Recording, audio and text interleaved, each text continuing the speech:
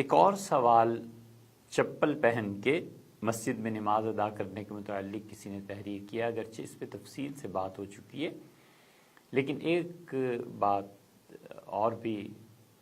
اور غالباً یہ پہلے بھی ہو چکی ہے، ایک اور بات کا اضافہ بھی ہو سکتا ہے کہ ہمارے زمانے میں بالعموم واش رومز جو ہوتے ہیں وہ اگر گیلے ہوں تو انہیں ناپاک ہی تصور کیا جاتا ہے، کیونکہ لوگ بالعموم پاکی ناپاکی کا اتنا اہتمام نہیں کرتے۔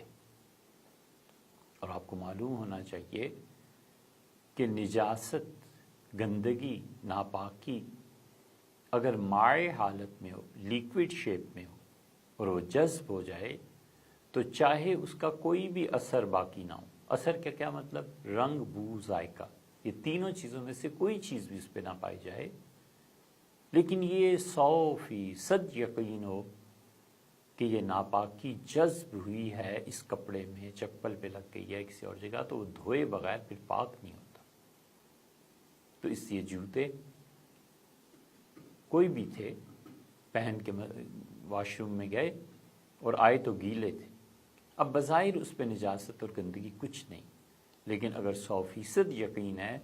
کہ یہاں پر یہ پانی ناپاک تھا تو اب ان کو دھوئے بغیر پاکیزگی حاصل کرنے کی کوئی صورت نہیں بچتی، تو اس لیے نماز اس صورت میں جائز نہیں ہوتی۔